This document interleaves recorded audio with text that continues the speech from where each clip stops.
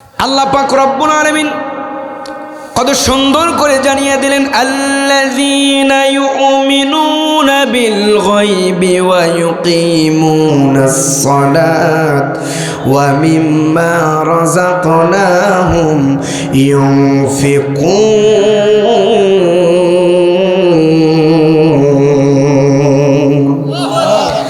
আল্লাহ পাক রব্বুল আলামিন কোরআনুল কারীমের ভিতরে সূরাতুল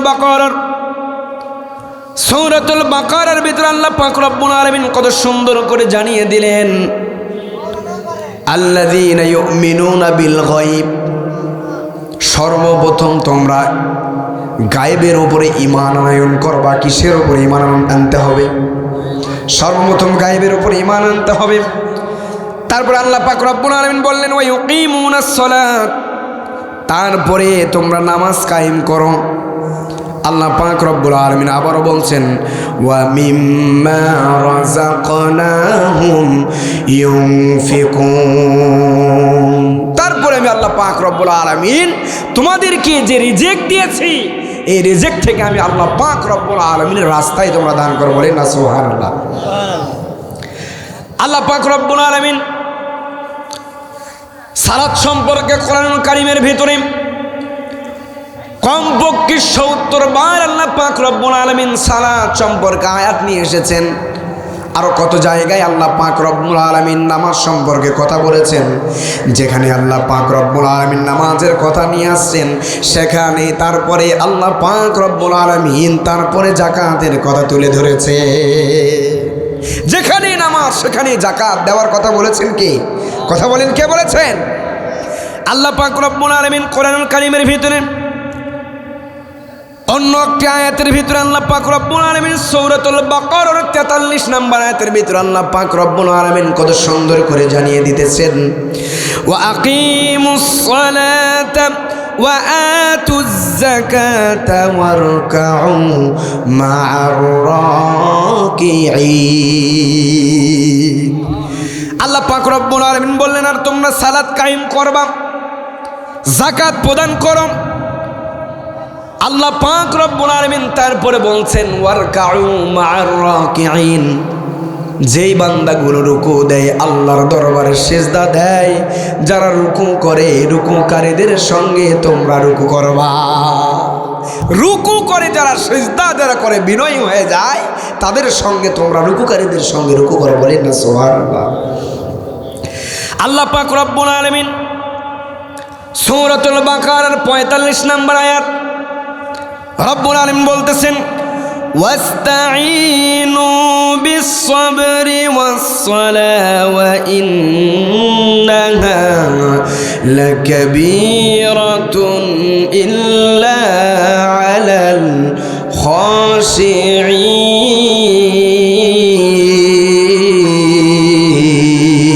খাশিঈন। আল্লাহ পাক রব্বুল আলামিন বললেন, ওয়াস্তাঈনু বিস-সাবরি ওয়াস-সালাহ, আর তোমরা ধৈর্য সালাতের মাধ্যমে, ওয়াস্তাঈনু বিস-সাবরি ওয়াস-সালাহ, ধৈর্য এবং সালাতের মাধ্যমে আমি আল্লাহ পাক রব্বুল আলামিনের কাছে বান্দা যদি সাহায্য চাইতে পারো, আমি রব্বুল আলামিন জানিয়ে দিলাম, তোমার যা চাইবা নামাজের ভিতরে ধৈর্য ধারণ করে আমি রবের নিকট যা চাইবা বান্দা, আমি রব ঘোষণা দিয়ে দিলাম, সঙ্গে সঙ্গে তোমাকে সেটাই দিয়ে দিব। ধৈর্য ধরতে হবে, ধৈর্য ধারণ করতে হবে। ওয়াস্তাঈনু বিস-সাবরি ওয়াস-সালাহ ওয়া ইন্নাহা লাকাবীরাতুন ইল্লা আলাল খাশিঈন। আল্লাহ পাক রব্বুল আলামিন বললেন, বান্দারে ধৈর্য ধারণ করবা।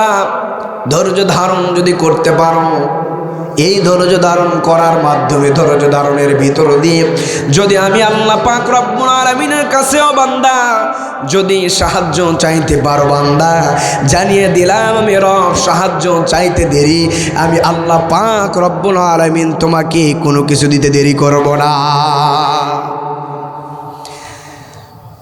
আমরা যে নামাজ আদায় করি,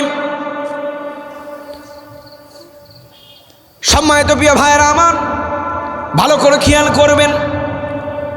ইমাম সাহেব যখন আল্লাহু আকবার বলে যখন একেবারে হাতটা বাঁধিয়ে ফেললেন, হাত বাঁধার পরে আপনারা ভালো করে খেয়াল করবেন, মাথাটা কিন্তু আর কোনো মানুষের উপর দিকে থাকে না, মাথাটা একেবারেই দেখবেন নিচের দিকে হয়ে যায় কি যায় না, কথা বলেন।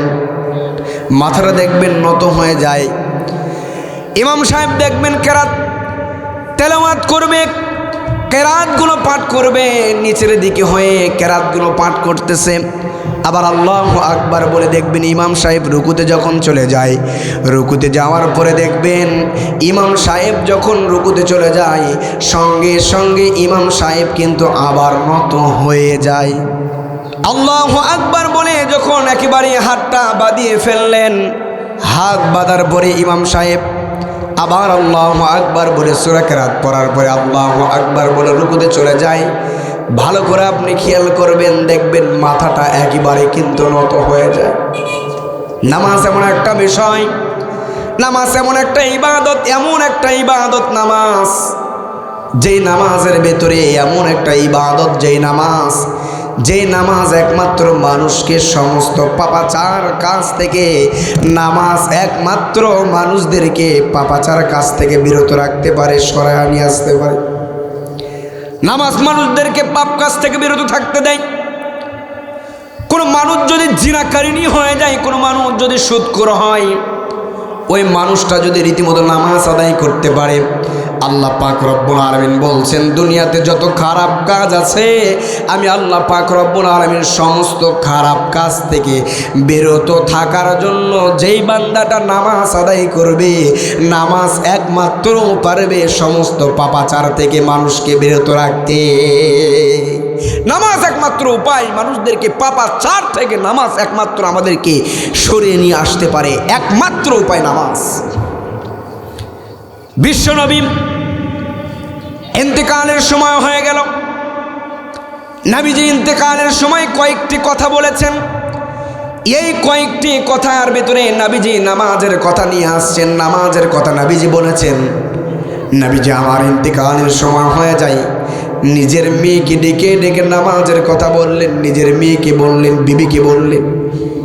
বিশ্বনবী মুমূর্ষ অবস্থায় নবীজি আমার কখনো হুঁশ কখনো বেহুশ হয়ে যায়, হুঁশ কখনো বেহুশ। নবীজি আমার এক পর্যায়ে জ্ঞান হারিয়ে ফেললেন।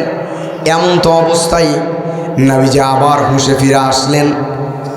আজরাইল আলাইহিস সালাতু ওয়াস সালাম নবীজির জান কবজ করার জন্য আসলেন। এমন অবস্থায় নবীজি নিজের সন্তান, নিজের বিবিকে ডেকে ডেকে কয়েকটি কথা বললেন। এই কয়েকটি কথার ভেতরে আমার নবীজির শেষ সময় সাহাবীদেরকে, নিজের বিবিকে, নিজের মেয়েকে নামাজের জন্য শেষ কথাটাও বলে গিয়েছে। নামাজ ছাড়া কোনো গতি নাই, একমাত্র সমস্ত পাপাচার থেকে আপনাকে মুক্ত করে নিয়ে আসতে পারে নামাজ। সম্মানিত ভাইয়েরা আমার, সেই নামাজে আজকে আমাদের অলসতা এসে যায়। নামাজে এমন অলসতা এসে যায়, মুয়াজ্জিন দেখবেন না সলাতু খায়রুম মিনান নাওম বলে, আর আমাদের ঘুম কেবল শুরু হয়ে যায়। গ্রামগঞ্জে দেখা যায় এমন সময় আছে প্রচণ্ড কনকনে শীতের ভিতরে ইমাম সাহেব মুয়াজ্জিন, তো তাকে তো আসতেই হবে, না আসলে চাকরি থাকবে না। কি থাকবে না? কথা কয় না, কথা কয়। ইমাম সাহেব যদি একদিন আজান না দেয় ভাই, চাকরি থাকবে পরের দিন। যে নামাজ পড়ে না এ সবচাইতে বেশি কথা বলে।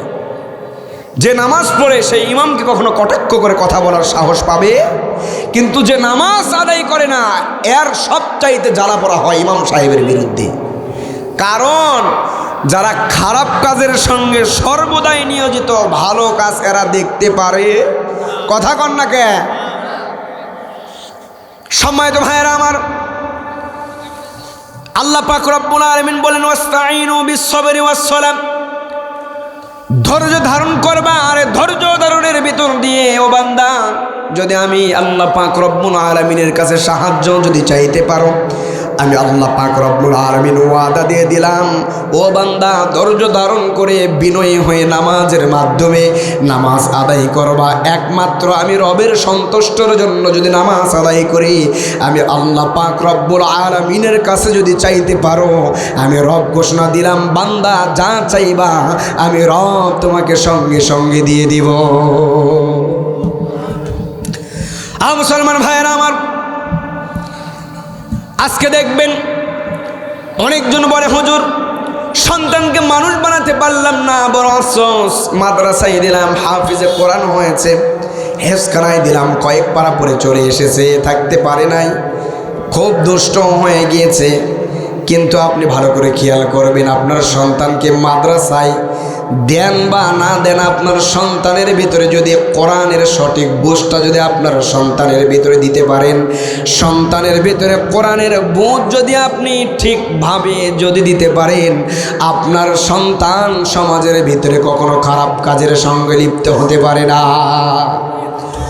মুসলমান ভাইয়েরা আমার, আল্লাহ পাক রব্বুল আলামিন নামাজ সম্পর্কে যে কথাগুলো বলতেছিলাম, আল্লাহ পাক রব্বুল আলামিন আরো নামাজ সম্পর্কে বলেছেন, ইয়া আইয়ুহাল্লাযীনা আমানুস্তাঈনু বিস-সাবরি ওয়াস-সালাত ইন্নাল্লাহা মা'আস-সাবিরিন।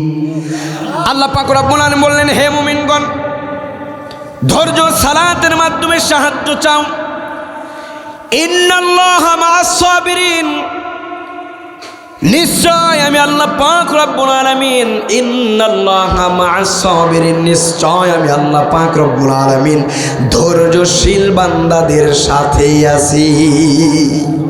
আল্লাহ যদি ধৈর্যশীল বান্দাদের সাথে থাকে, আপনি যদি ধৈর্যশীল হন, আল্লাহ আপনার সঙ্গে আছে। সুবহানাল্লাহ কহ। আল্লাহ যদি আপনার সঙ্গে থাকে, তাহলে দুনিয়ার আর কোনো কিছুর দরকার আছে? কথা কন না, একেবারে দরকার আছে। আল্লাহ পাক রব্বুল আলামিন বান্দাদের উদ্দেশ্য করে বললেন, ও বান্দারা রে, ধৈর্য ধরে সালাতের মাধ্যমে যদি আমি আল্লাহ পাক রব্বুল আলামিনের কাছে যদি সাহায্য চাইতে পারো, ও বান্দা, আমি ঘোষণা দিয়ে দিলাম, ইন্নাল্লাহা মা'আস-সাবিরিন, নিশ্চয় আমি আল্লাহ পাক রব্বুল আলামিন ধৈর্যশীল বান্দাদের সঙ্গেই থাকব। ধৈর্য ধরবেন কেমন করে, বিনয়ী হবেন কেমন করে? ধৈর্যশীল সম্পর্কে বলতে গেলে হযরত আইয়ুব আলাইহিস সালাতু ওয়াস সালামের কথা আসে কি আসে না? হযরত আইয়ুব আলাইহিস সালাতু ওয়াস সালামকে সংক্ষিপ্ত করে বলবো, আল্লাহ পাক রব্বুল আলামিন এত সম্পদ দিয়েছিলেন আইয়ুব আলাইহিস সালাতু ওয়াস সালামকে, এত সম্পদ দিলেন, আল্লাহ পাক রব্বুল আলামিন এত সম্পদের মালিক বানায়া দিলেন। হযরত আইয়ুব আলাইহিস সালাতু ওয়াস সালামের চেহারাটা আল্লাহ পাক রব্বুল আলামিন এত সুন্দর করে বানিয়েছিলেন। আর আইয়ুব আলাইহিস সালাতু ওয়াস সালাম যেহেতু পয়গম্বর, নবীদের মন ছোট হয় না, বড় হয়। আইয়ুব আলাইহিস সালাতু ওয়াস সালামের মন মানসিকতা এমন বড়, এত বড়। আর আল্লাহ পাক রব্বুল আলামিন আইয়ুব আলাইহিস সালাতু ওয়াস সালামকে সম্পদের কোনো কমতি ছিল না, সম্পদের এত সম্পদের মালিক বানিয়ে দিয়েছিলেন। আইয়ুব আলাইহিস সালাতু ওয়াস সালামকে এত সম্পদের মালিক বানিয়েছিলেন। গ্রামের কোনো অভাব দুঃখী মানুষ, কোনো অসহায় মানুষ, হযরত আইয়ুব আলাইহিস সালাতু ওয়াস সালামের কাছে যদি কোনো অভাবগ্রস্ত মানুষ এসে আইয়ুব আলাইহিস সালাতু ওয়াস সালামের কাছে যদি হাত পাতাইতেন, পয়গম্বর আইয়ুব আলাইহিস সালাতু ওয়াস সালাম সঙ্গে সঙ্গে সেই ব্যক্তির যতটুকু প্রয়োজন ছিল, সঙ্গে সঙ্গে সম্পদ থেকে ততটুকু তাকে দিয়ে দিয়েছে। সঙ্গে সঙ্গে মিম্মা রাযাকনাহুম ইউনফিকুন, সম্পদ তো দিয়েছেন আল্লাহ, দান কার রাস্তায় করতে হবে? তাহলে কথা কর না, সম্পদ দিয়েছেন আল্লাহ, তাহলে আল্লাহর রাস্তায় আমাদেরকে দান করতে হবে। হযরত আইয়ুব আলাইহিস সালাতু ওয়াস সালাম সুন্দর চেহারার অধিকারীর মানুষ আইয়ুব নবী, এত সম্পদ দিলেন, মন মানসিকতা অনেক উদার, যে যা চাইতো তার কাছে এসে খালি হাতে কখনো কাউকে তিনি ফিরাইয়া দিতেন না। আল্লাহ পাক রব্বুল আলামিন পয়গম্বর আলাইহিস সালাতু ওয়াস সালামের ধৈর্যের পরীক্ষা নেওয়া শুরু করলেন। এবার ধৈর্যের পরীক্ষা নেয়, ধৈর্যের পরীক্ষা নিতে নিতে এক পর্যায়ে আইয়ুব আলাইহিস সালাতু ওয়াস সালামের পুরো শরীর কুষ্ঠ রোগে আক্রান্ত হয়ে গেলেন, পুরো শরীর দিয়ে ঘা বের হয়ে গেল। ঘা বের হওয়ার পরে পয়গম্বর আলাইহিস সালাতু ওয়াস সালামের শরীর দিয়ে ঘা বের হওয়ার পরে পোকা লাগতে শুরু করলেন। শরীরে এবার পোকা লাগতে শুরু করেছেন। এক পর্যায়ে পোকা লাগতে লাগতে পুরো শরীর যখন পোকা লেগে গেল, এলাকার মানুষ এই শরীরের কুষ্ঠরোগের একটা গন্ধ ছিল, পোকা ধরলে মানুষের গন্ধ হয়, গা দিয়ে একটা গন্ধ বের হয়, দুর্গন্ধ। এলাকার মানুষ আর সেই দুর্গন্ধটা সহ্য করতে পারলেন না। আইয়ুব আলাইহিস সালামের সম্পদগুলো সব শেষ হয়ে গেল। হাজার হাজার মেষ ছিল, বকরির পাল ছিল, সব কিছু শেষ হয়ে গেল। এলাকার মানুষ যখন সম্পদ নাই আর তখন কারো টাইমও নাই। আজকে টাকা হইলে মানুষ দাম আমাদেরকে দেয় কি দেয় না? মানি ইজ পাওয়ার ভাই। যার টাকা আছে সমাজে তার মূল্য আছে, যার টাকা নাই তার কোনো মূল্যই নাই। আপনার আজকে টাকা আছে, আপনি যত অবৈধ কাজ করেন না কেন সমাজের লোক আপনাকে দাম দেবে। আপনি অবৈধ পন্থায় টাকা ইনকাম করেন, সমাজের লোক আপনাকে দাম দেবে। আপনি হালালভাবে ভ্যান চালিয়ে কৃষি কাজ করে আপনি 300 টাকা যদি দিন মজুর খেটে আপনি যদি ইনকাম করেন, ঠিক মতো মানুষদেরকে সাহায্য করতে পারতেছেন না, মানুষ আপনাকে দেখতে পারবে না। আর আজকে যার টাকা আছে, যতক্ষণ পর্যন্ত আপনার টাকা আছে মানুষ মূল্যায়ন করবে। টাকা শেষ, মূল্যায়ন শেষ, বন্ধু বান্ধব শেষ, সব কিছুই শেষ। আইয়ুব আলাইহিস সালামের যখন সব সম্পদগুলো শেষ হয়ে গেল, শেষ হয়ে যাওয়ার পরে পয়গম্বর আলাইহিস সালামের পুরো শরীর ঘা লেগে গিয়েছেন। পুরো শরীর যখন ঘা লেগে গিয়েছেন, দুর্গন্ধ গন্ধ বের হয়। এরকম করে গন্ধ যখন বের হয়, এলাকার মানুষ আর গন্ধগুলো সহ্য না করতে পেরে জঙ্গলের ভেতরে ফেলে আসলেন। কিন্তু এখানে একটা ঐতিহাসিক ঘটনা আছে। পৃথিবীতে কোনো স্বামীর যদি সম্পদ যখন শেষ হয়ে যাবে, সব কিছু শেষ, দেখবেন হাজার হাজার সংসারগুলো ভেঙে শেষ হয়ে যায়, বিবি পাশে থাকে না। আইয়ুব আলাইহিস সালামের বিবি রহিমা তার পাশ থেকে যায় নাই। ধৈর্যশীল মহিলা বিবি রহিমা নিজের স্বামীকে নিয়ে জঙ্গলে এলাকার মানুষগুলো যখন ফেলে আসলেন, অন্যর বাড়িতে দিন মজুর খাটে কাজ করে যা পায় এটাই দুইজন খায়, আর পয়গম্বর আলাইহিস সালামকে সঙ্গে নিয়ে ইবাদতের ভিতরে কাটায় জঙ্গলের ভিতরে। পয়গম্বর আলাইহিস সালামের পুরো শরীর ঘাম, একবারও ধৈর্যর কাতার থেকে সরে যায় নাই, একবারও নৈরাশ হয়ে যায় নাই, হতাশ হয়ে যায় নাই। পয়গম্বর আলাইহিস সালামের পুরো শরীর ঘা লাগার পরে সর্বশেষ তার জিহ্বায় যখন পোকা লাগতে শুরু করলেন, পয়গম্বর আলাইহিস সালাম নামাজ আদায় করার পরে আল্লাহ পাক রব্বুল আলামিনের কাছে দুহাত তুলে বললেন, ওগো রব, পুরো শরীর ঘা হয়ে গিয়েছে, একটু হতাশ হয়ে যায় নাই, নৈরাশ হয়ে যায় না। যে সমাজের মানুষকে আমি এত উপকার করলাম, যেই অসহায় মানুষদেরকে আমি যখন যা চেয়েছে সব কিছু আমি দান সদকা করলাম, সেই মানুষগুলো যখন গ্রাম থেকে আমাকে জঙ্গলে ফেলে দিয়ে গিয়েছে, তারপরেও কিন্তু আমি হতাশ হয়ে যাই নাই, নৈরাশ হয়ে যাই নাই। ওগো আল্লাহ, আজকে যে জিহ্বায় পোকা লেগে গিয়েছে, এই যে জিহ্বায় পোকা লেগে গেল, ওগো রব, এই জিহ্বা দিয়ে আপনার নাম ধরে যখন আমি ডাকি বড় মজা পেয়ে যাই। এই জিহ্বার মাথায় আজকে পোকা লেগে গিয়েছে, ওগো রব, আপনার কাছে একটা ফরিয়াদ করি, জিহ্বায় যদি পোকা লেগে পুরো জিহ্বা যদি শেষ হয়ে যায় আর আমার জীবনটা যদি আপনি বেঁচে রাখেন, আমি আল্লাহ নামের মধুর ডাক আমি কখনো ডাকতে পারবো না। পয়গম্বর আলাইহিস সালাম ধৈর্য হারাইলেন না, আল্লাহকে ডেকে ডেকে বলতেছেন, ওগো রব, পুরো শরীর ঘা হয়ে গিয়েছে, তারপরেও হতাশ হয়ে যায় নাই। সমাজের লোক আমাকে বের করে দিয়েছেন, তারপরেও হতাশ হয়ে নাই।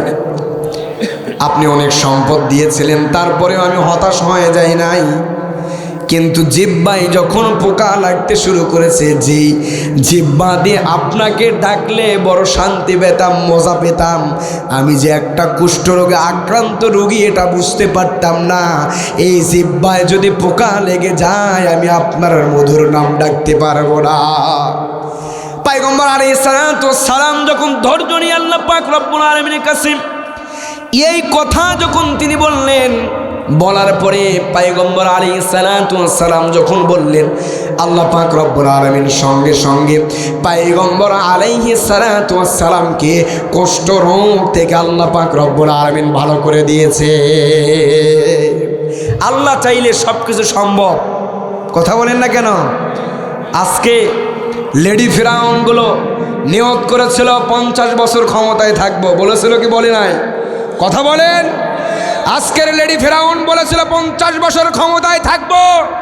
আল্লাহ বলছেন ধরলে ধরি, না ধরলে আমি ধরি না। আল্লাহ রশি এরকম করে ছেড়ে দিয়েছেন, যখন টান দিয়েছেন গোষ্ঠী সহকারে ইন্ডিয়ায় যাইতে বাধ্য হয়েছে। ইন্ডিয়ার প্রোডাক্টের বাংলাদেশের কোনো দাম। আজকে যারা ইসলামের প্রকাশ্য যারা দুশ্মন, এই পৃথিবীতে যদি পৃথিবীতে যদি ইসলামের প্রকাশ্য দুশ্মন যদি কেউ থাকে, সর্বপ্রথম তার নাম আসবে ইন্ডিয়ার মোদী সরকার। কথা কয় না? পারে না, পারা লাগবে, না পারলে হবে। আজকে এতদিন পর্যন্ত উন্মুক্ত ময়দানে হাসিনার নাম নেওয়া যায়নি ভাই। ভালো করে খেয়াল করবেন, আজকের বই পুস্তকের ভিতরে দেখবেন আমরা পড়েছি জাতির পিতা ইব্রাহিম, ঠিক না ভাই? পুরো বইয়ের ভিতরে ইসলামিক বই বলেন, যে বই বলেন, স্কুল কলেজ ইউনিভার্সিটি যতগুলো মাদ্রাসা আছে সব বইয়ের ভিতরে নাম চেঞ্জ করে দিয়েছে জাতির পিতা বঙ্গবন্ধু, জাতির পিতা ইব্রাহিম শেখ মুজিব। কথা কয় না বারে? আরে ভাই, জাতির পিতা ইব্রাহিম শেখ মুজিব ঘোড়ার ডিম কন না কে? এলে ঘোড়ার ডিমের দেখার দিন শেষ। আগামীর বাংলাদেশ হবে ইসলামের বাংলাদেশ, আগামীর বাংলাদেশ হবে কোরআনের বাংলাদেশ, আগামীর বাংলাদেশ হবে আলেম ওলামাদের বাংলাদেশ। সব ঘোড়ার ডিম দেখার দিন শেষ। ইসলামের পক্ষে যারা আছে তাদের সঙ্গে আমরা আছি, ইসলামের পক্ষে যারা নাই তাদের সঙ্গে আমরাও নাই। এক স্বৈরচারকে বিদায় করে দিয়েছি, আবার অন্য স্বৈরচার যদি সেই মসনদে বসে ইসলামকে নিয়ে ছিনিমিনি করার চেষ্টা করে, তাদেরকে উৎখাত করতে আমরা সময় নেব না।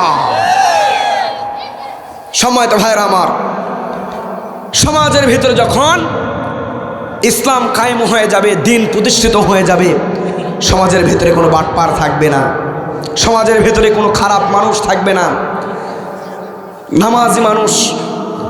আল্লামা দেওয়ার হুসাইন সাইদ রহমাতুল্লাহি আলাইহি একটা কথা বলে গিয়েছিলেন যে যখন নামাজটা যখন সমাজের ভিতরে যখন প্রতিষ্ঠিত হয়ে যাবে, আপনারা দেখবেন ডিসি সাহেবের অফিসে ডিসি সাহেবগুলো জুমার নামাজের সময় দাঁড়িয়ে দাঁড়িয়ে খুতবা দিবেন। সেই চিত্র আজকে আমরা দেখতে পেয়েছি কি পাই নাই?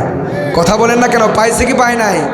কোরআনের পাখি শহীদ আল্লামা দেওয়ার হুসাইন সাইদি রহিমাহুল্লাহ যেগুলো কথার ভবিষ্যৎবাণী করে গিয়েছেন, একের পর এক সব কথাগুলো বাস্তবায়ন হয়ে গিয়েছে সমাজের ভেতরে, একের পর এক সব কথাগুলো রূপান্তরিত হয়ে গিয়েছে। আজকে দেখেন হক্কানে আলেম আপনারা বলেন, আল্লামা সাইদি এক যুগেরও বেশি জেলখানার ভেতর থেকে কোনো বাতিল শক্তির কাছে মাথা নত করে নাই। বিশ্বকবি কবি সম্রাট আল্লামা ইকবাল রহমাতুল্লাহি আলাইহি কত সুন্দর করে বলতেছেন, বাতিল সে দবনে ওয়ালে, বাতিল সে দবনে ওয়ালে आया से मानी हम संबर कर चुका है तो इम्तिहा हमारा। বিশ্বকবির কথা।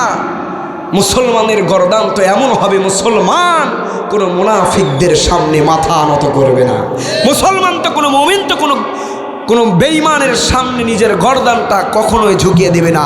মুসলমান একমাত্র মাথা যদি নত করতে হয়, মুসলমান একমাত্র মাথা নত করবে আল্লাহর কাছে।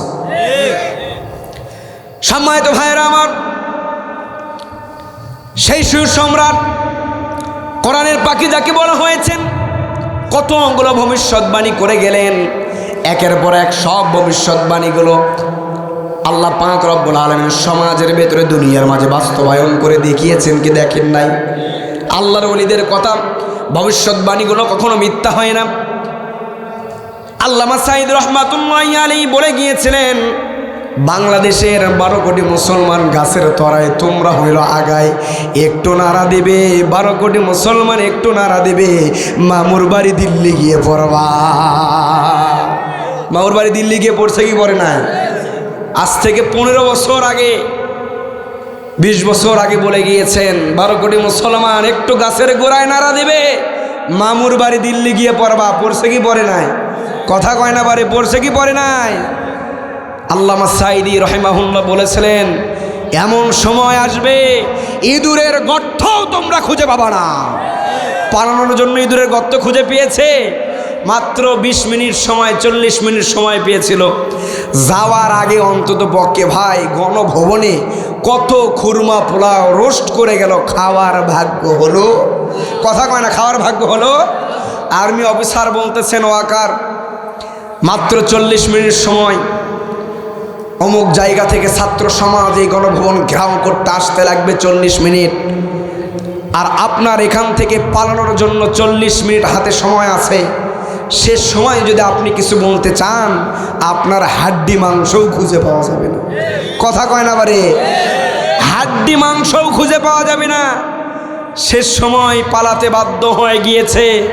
শুধু একটা স্বৈরাচার না, যারা বলেছিল খেলা হবে তাদেরও আজকে খবর নাই, আমাদেরকে মাঠে নামে দিয়ে হেরে গেছে। বারে কথা কন কি ভাই, মাঠে নামে যদি বিরোধী দল যদি না থাকে ভাই, খেলা সারবে 11 জন প্লেয়ার, তাহলে 5 জন করে ব্যাটে ব্যাটে খেলে চলে যাওয়া লাগে, কোনো মজা আছে? কথা কন না কে? যখন 2 দল খেলবে, যদি কল্যাণপুর আর বিবিরপুকুর বা কাহালু নন্দীগ্রাম খেলে, খেলা সাটে কি সাটে না? কথা কন, সাটে কি সাটে না? হাড্ডি লড়াই। তোরা আমার নামে দিয়ে গেলু কে? কথা কন, নামে দিয়ে গেলু কে? আয় এখন দেখতেছি কয়েকদিন পর পর নিউজ ছড়াই, আপা আইতেছে। তোর আপাই এই বাংলাদেশের 18 কোটি মুসলমান তোর আপার অপেক্ষায় আছে, জুতা পিঠা করে পাঠায় দেবে। আয়না ঘরের কথা তো ভোলা যায় না। আজকে আয়না ঘরে হাজার হাজার আলিমদেরকে রেখেছেন কি রাখেন নাই? কথা বলে রেখেছেন কি রাখেন নাই? ওই যে 3 ইঞ্চি ডিবি হারুন, কয় ইঞ্চি? শালার নাম নিতেও খারাপ লাগে। প্রত্যেকটা আলেমদেরকে শ্বশুর বাড়ির মতো দাওয়াত করে নিয়ে গিয়েছেন। কিসের মতো? শ্বশুর বাড়ির মতো দাওয়াত করে নিয়ে গিয়েছেন। দাওয়াত করে নিয়ে যাওয়ার পরে সবাইকে জেলখানার ভিতরে অ্যারেস্ট করেছেন, গ্রেফতার করেছেন। হাজার হাজার আলিমদেরকে, হাজার হাজার ইসলামী আন্দোলনের মানুষদেরকে আয়না ঘরের ভিতরে বন্দি করে রেখে একের পর এক, দিনের পরে দিন, যেমন একজন বলেছেন, সেই আয়না ঘরের ভেতরে আমি নিজের চোখের পানি এতটাই মুছেছি, আমার কাছে যে গামছা ছিল, এই গামছা যদি আমি চিপতাম একটা তালাব, একটা পুকুর হয়ে যেত। হাজার হাজার মানুষদেরকে মাজলুম করে দিয়েছিলেন। আজকে গণভবনের ভিতরে গণহত্যা চালিয়ে গিয়েছেন, গণকবর দিয়েছেন।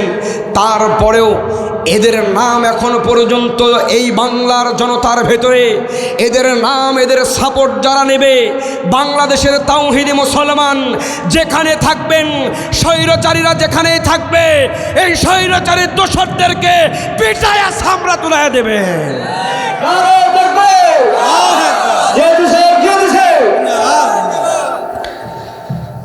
আল্লাহ পাক রব্বুল আলামিন কোরআনুল কারীমের ভিতরে যে নামাজ সম্পর্কে বলেছেন, যেই ধৈর্য সম্পর্কে আল্লাহ পাক রব্বুল আলামিন বলেছেন, বান্দাদেরকে বলতেছেন, বান্দারা রে, সাহায্য তুমি যে চাইবা নামাজের মাধ্যমে বিনয় হয়ে আমার কাছে তুমি সাহায্য চাও। আল্লাহ পাক রব্বুল আলামিন বললেন, হাফিযু আলাস সালাওয়াতি ওয়াস সালাতিল উসতা ওয়া কুমু লিল্লাহি কানিতিন।